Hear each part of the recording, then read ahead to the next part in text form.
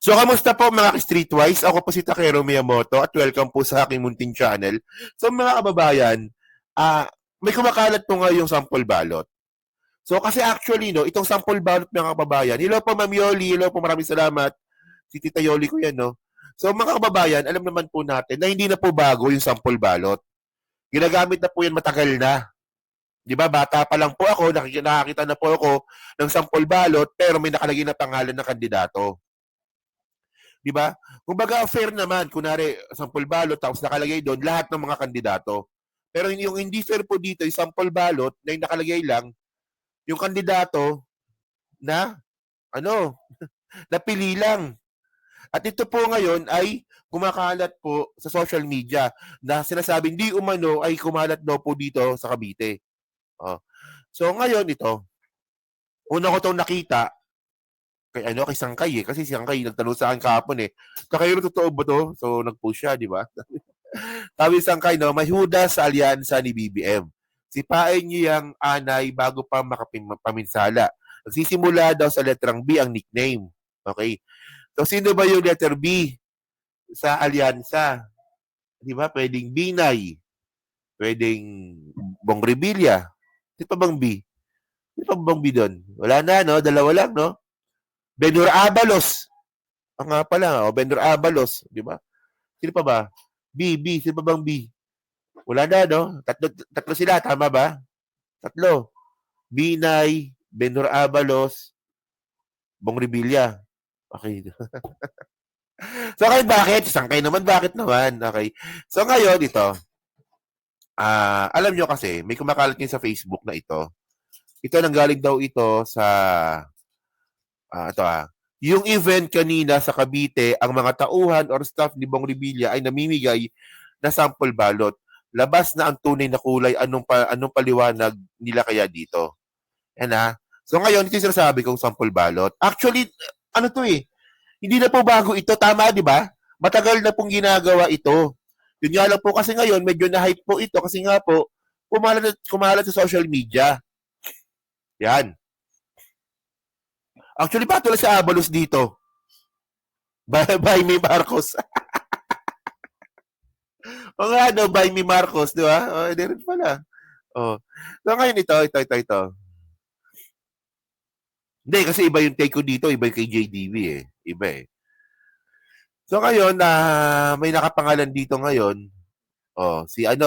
syempre, Bong Revilla, sa Cavite daw nang galing kay Abby Binay. So, ang sinasabi ko dito, nangyayari na po ito matagal na. Yun nga lang, na-hype po ito kasi, dahil po kumalat po ito sa social media, at syempre, kaya rin po ito na-hype kasi nga po, si Bong Revilla po ay parte ng alyansa. At ito, at ang malupit dito kasi malalaman natin na nanggaling ito sa mga Revilla, kasi po, sila ni Mercado nandito.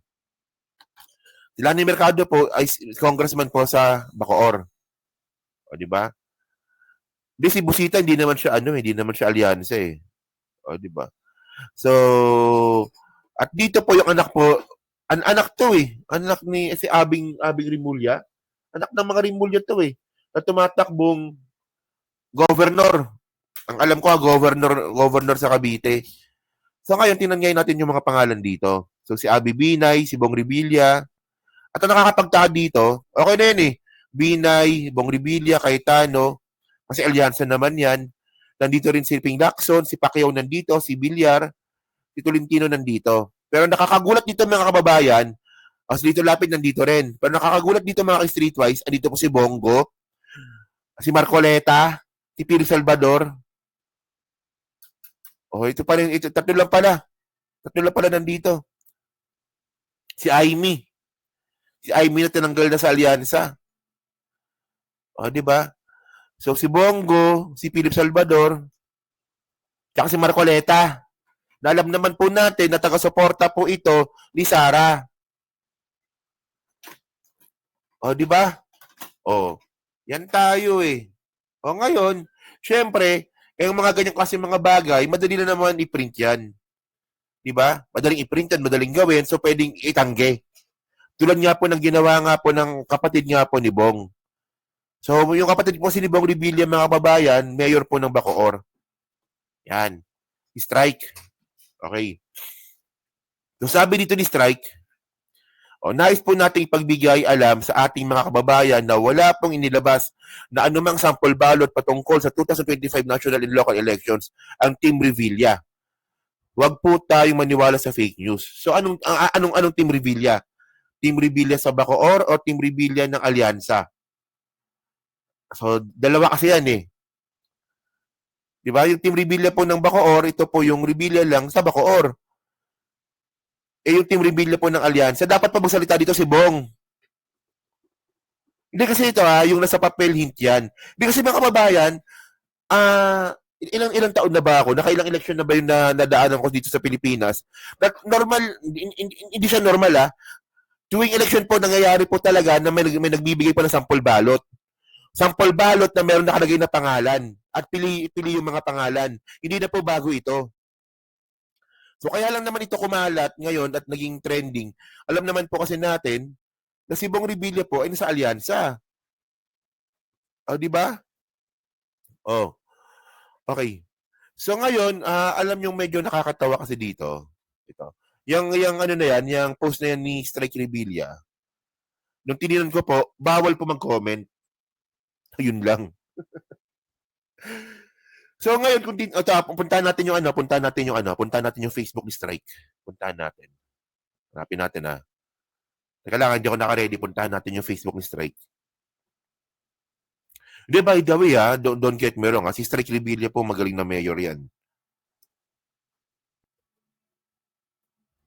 Si Strike magaling na mayor, oo. So tagal, bagal ng internet ko yan. Ito. Puntahan natin yung Facebook niya. Yung digit na Facebook niya. Ito. Yan. Puntahan natin Wait lang. Sarado muna natin to. Hello po, Mesh. Maraming salamat. So, ito yung Facebook nga ni Strike. Okay. So, ito yung pinaka-Facebook niya. Tapos yung tinan natin yung post. Sa post niya, mga kababayan, pwede ka mag-comment. Yan, Kita niyo, di ba may comment? May comment, di ba? Pwede ka mag-comment dito, eh. Pwede ka mag-comment dyan. Di ba? At ang nakapagtaka lang dito mga kay-Streetwise, bakit po doon sa post niya na yun, bawal mag-comment? Yan, di ba? Open yung comment section. Open. Kung nakapagtaka lang dito mga kababayan, bakit doon sa mismong post niya, regarding nga po doon sa sample ballot, sarado po yung comment section. Kasi ang point lang natin dito, kung talagang wala talagang lumalabas sa sample ballot, dapat naka-open yung comment section. Di ba? Agree ba kayo doon? Hindi na, for the sake of transparency lang. Pwede nyo naman i-check yan eh. So, naka-ano yung comment section, nakasarado. Okay. So, ngayon, mga ka-Streetwise ngayon, anong malinaw dito? Siyempre, sino ba namang politiko ngayon na uso ng social media ang aamin sa ganyang klaseng sample ballot? Kasi ang point dito, hindi talaga maganda na may sample ballot na lumalabas, tapos may andun yung pangalan nga po ni Bong Revilla, ni Lito Lapid, ni Abby Binay, tapos nakahalo po si Ipe, si Marcoleta, tsaka si Bongo. Hindi po talaga maganda yon. Yan, si Maestro Polo, lumipat na ng Facebook, ng YouTube. Hindi po maganda yon. Oo. So ngayon, ang kailangan natin malaman dito, kanino nang galing ito? Di ba? Kasi hindi pwedeng hindi pwedeng may lumabas na ganyan na walang pinanggalingan. Di ba? So ngayon, may nakausap ako dito. Hindi ko na nakausap. Pero, si Madam Ellie kasi. Yan si Madam Ellie, dati pong DDS, na ngayon po ay nagbalik loob po sa ating gobyerno at syempre tinanggap natin. Diba? Sila po ay nasa alyansa dati. Kung makita niyo po dati mga lumang post po ni Madam Ellie tsaka ni Pebbles, sila po ay nasa alyansa dati. Pero eventually, hindi ko po talaga makuha yung point kung bakit biglang inalis yung alyansa at nilipat po sa PCO. At sino PCO ito? Yung mga PCO po na sinibak. Diba?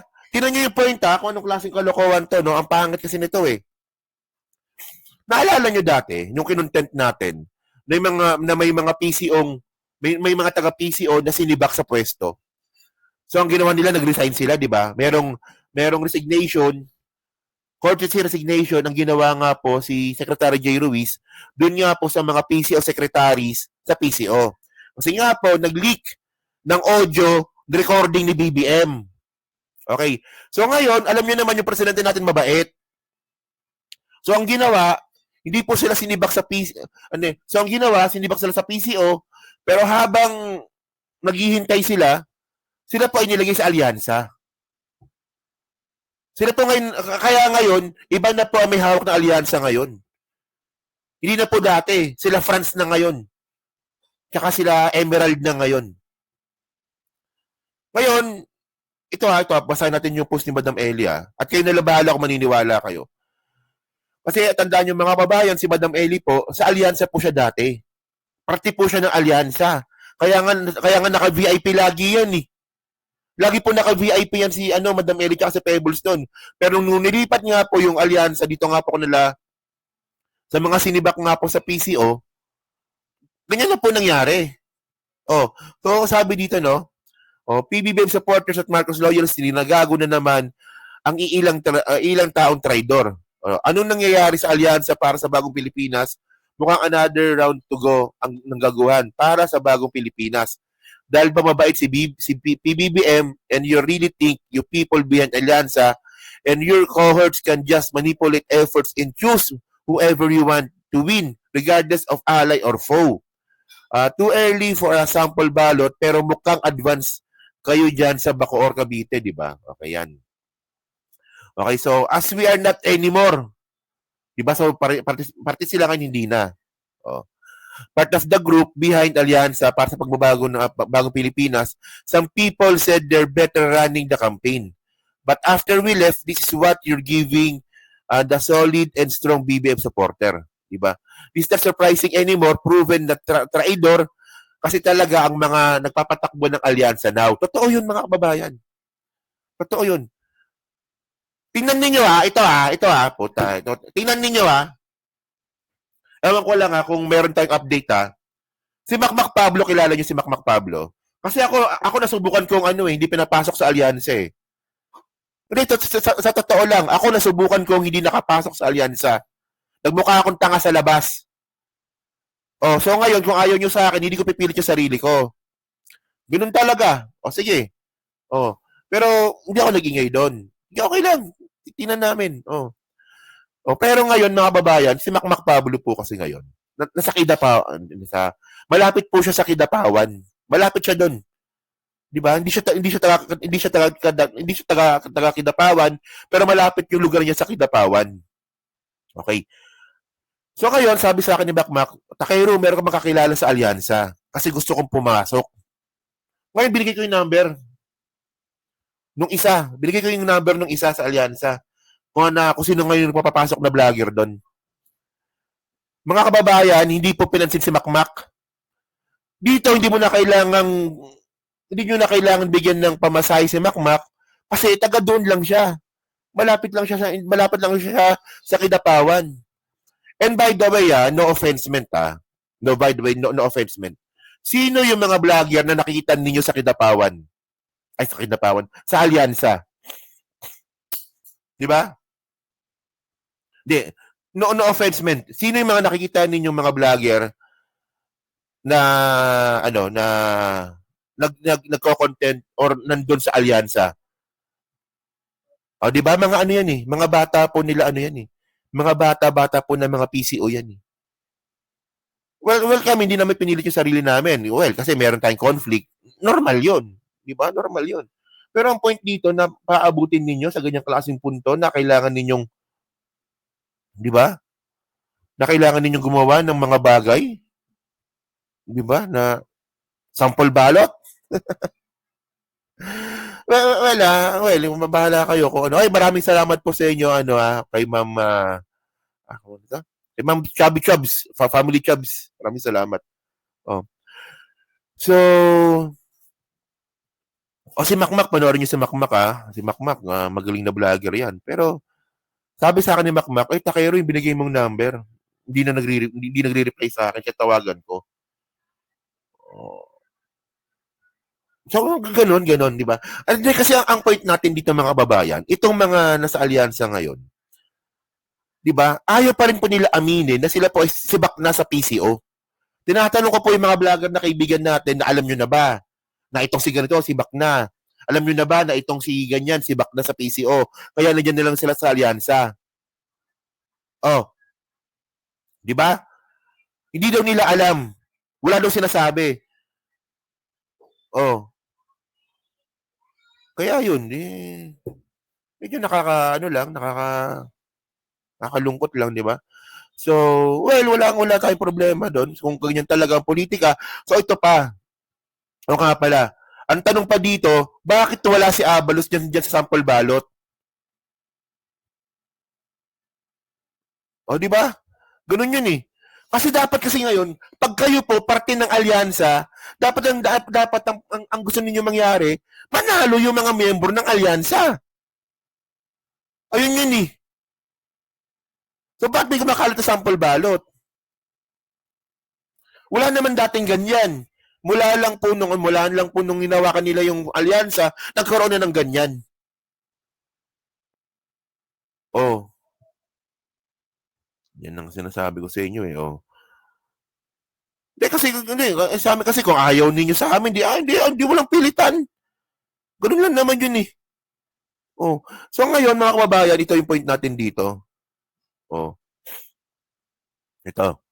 Ngayon ang listahan po ng nasa alyansa ngayon. So, Benor Abalos, mga kababayan, iboto po natin si Benor Abalos ha. Wala po siya sa survey. O ang problema kasi ano sabihin ko na ba?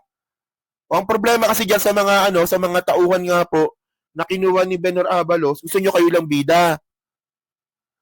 Punta pagsisipahan niyo kami sa GC.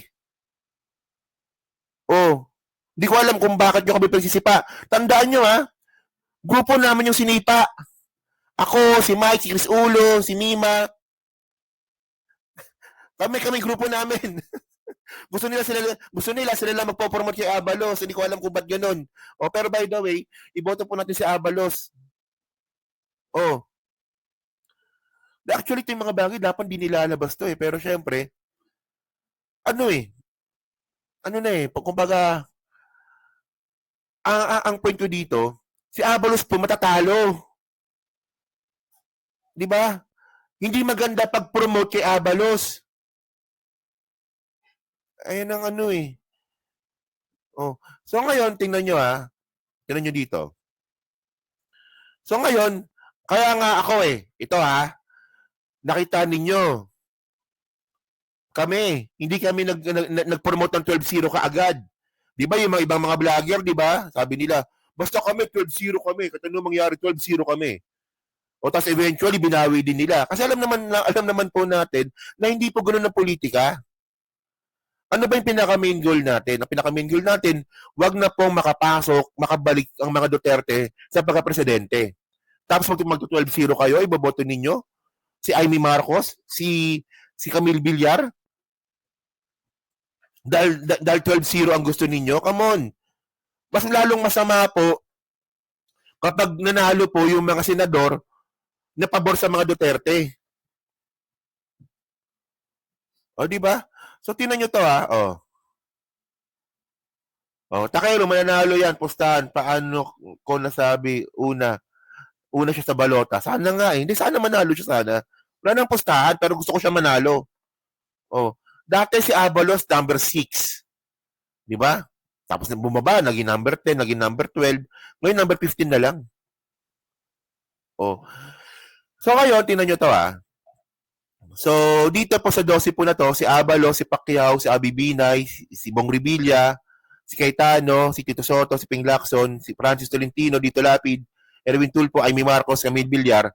Sure po ako na hindi ko po iboboto yung 12.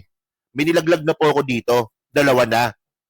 Pero dito po, meron ako sure na iboboto dito. Si Lacson, si Manny Pacquiao, si Tito Soto ata, no? Tito Soto.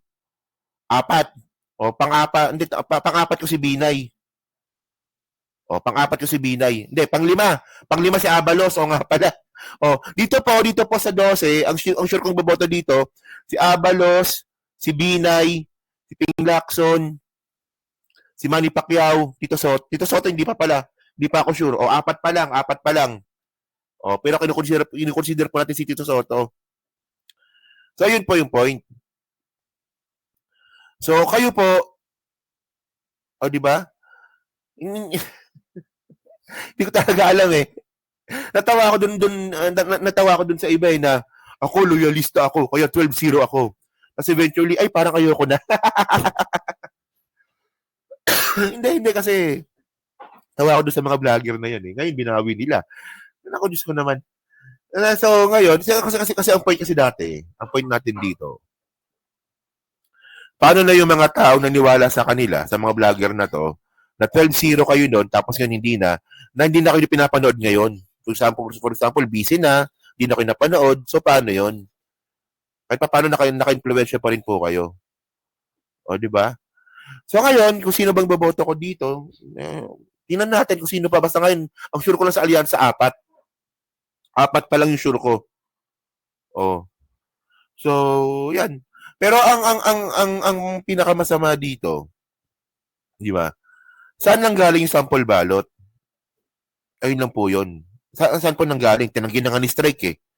Siyempre, tatanggi niya yan. At ngayon, ang pinagbibintangan ngayon, ng mga dating taga-alyansa, yung mga bagong management ng alyansa na pinagsisibak nga po doon po sa PCO. Sila ngayon. And by the way, no, parang, ako ba, na parang nakaka-disappoint, no, na may ganyan, di ba? Yan. No vote for team. And then actually, no, ang nakakatawa sa sample ballot, nandun pa si Marcoleta. Diyos ko naman. Parang wala kayong pakialam, no? Parang wala kayong pakialam na kahit na si Sara Duterte makabalik. Ayun ba yun? Uy, si Makmak, di adik yun. Tinanong ko siya. Makmak, adik ka ba dati? Tinanong ko si Makmak, uy, hindi ako adik. Wala akong mukha lang siyang adik. Kasi yung mukha, yung mata nakaluwa eh. Hindi, pero mabait na tao si Makmak. Oh. Dati kaaway ko yan, pero mabait. Bait pala ni Makmak, sobrang bait pala ni Makmak. Oh. So yan, so sana nga po. Well, alam ko si Makmak pupunta pa rin po sa Kidapawan para po sa alyansa. Yun nga lang, wala siyang ID. Ang alam ko wala pasensya na talaga Mac kasi wala eh, ganun talaga eh. Politika is politika eh. Oo. Eh, napadikit ka sa amin eh. Di ba? Oh. So yun puro 30 allies ang sample ballot na lumalabas, di ba? Well, so yun na point natin. So kayo po, no, kung kino-consider mo ba, o si Erwin Tulfo, kino-consider ko pa lang. O kino-consider ko pa lang. Ito, balikan natin to Siyempre, dyan sa 12, kino-consider ko silang lahat. Pero lang po, kay Aimee tsaka kay Camille Villar. Lahat naman sila kino-consider ko. Kahit naman si Bong, kino-consider ko pa rin. Di ba? Pero ang sure ko po lang talaga dito, si Abalos, si Binay, si Lacson, tsaka si Pacquiao. Yan lang. Oo. Kino-consider ko silang lahat. Kasi ang point natin dito, kung ilalaglag ko sila, sino papalit ko? Ayun ang mahirap. Sino papalit ko?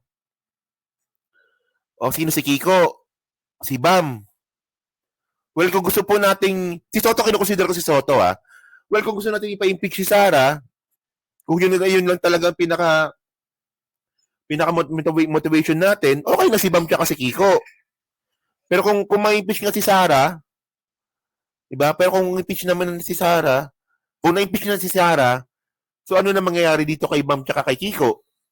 Di ba? Kaya yun ang natin.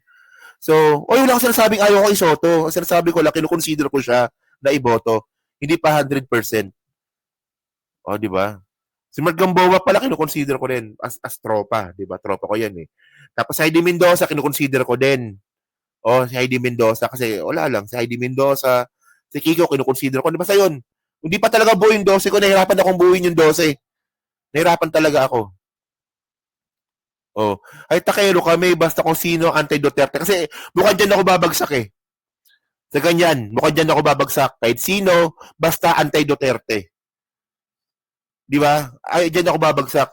Ngayon, kung makakita tayo ngayon ng sample ballot na nandun si Bongo, di ba? Kaya yun, di ba? Hindi, wala akong ano, wala akong issue kay Soto, 'di ba? Si Franz, huwag naman si Franz. Kasi si Franz Castro mabait ha, in person mabait si Franz Castro ha. Pero, huwag naman. Di ba? Yan. So yun mga babae, so ano, basta kapag nakompleto ko siya, sabihin ko sa inyo, pero meron pag-promote ngayon ng senador. Meron pag-promote, oo. Pero sa akin, apat pa lang pa talaga napipili ko. Oh. Si Kuya Will, oh, pwede rin natin ilagay pwede natin ilagay sa inidor si Kuya Will. Oh. Basta wag lang po pro Duterte. At malinaw naman mga kababayan na si Amy Marcos at saka mga Bilyar pro Duterte. So, ba't ko sila iboboto? Diba? Ayun lang po yun. Importante, hindi pro Duterte. Ayun lang po talagang malinaw dito. Okay? So, tatlo lang yung sayo kay Sir Lester, no? Yan ha. So, kayo mga kababayan, okay. Si Bam, yun nga, ay nga yung ano ko eh. Si Bam okay naman tsaka si Kiko. Yun nga lang, may mga side comments sila dati na mahirap kalimutan. Papahukay namin sa Apolacay. Hindi kami di ba? Mga ano eh, naku, yan ang hirap eh. Di ba? Oh, basta ako, Sir Takero, hindi ko iboboto si Amy Villar, Cayetano, Tolentino Revilla. Halatang maka-Duterte ang mga yan. Palit si Heidi. Si Bentulpo nga, kinukonsider ako si Bentulpo eh. Parang mas type ko si Bentulpo kumpara kay kay Erwin eh. Kaya yun. So yun, nasa ako wala sa topic. So yun mga ka-streetwise, so kayo po, ano po masabi nyo nga po dito sa sample ballot po na kumakalat sa Cavite. So kayo ba, naniniwala ba kayo na ito ay galing po sa kampo ng mga DDS, sa kampo ba ito ng mga management ng bagong alyansa? At kayo ba, di ba, naniniwala ba kayo sa sinabi ni Strike? So yun, nasa comment lang po sa baba. Binabasa ko pong lahat yan. Siyempre yan po sa Team Replay.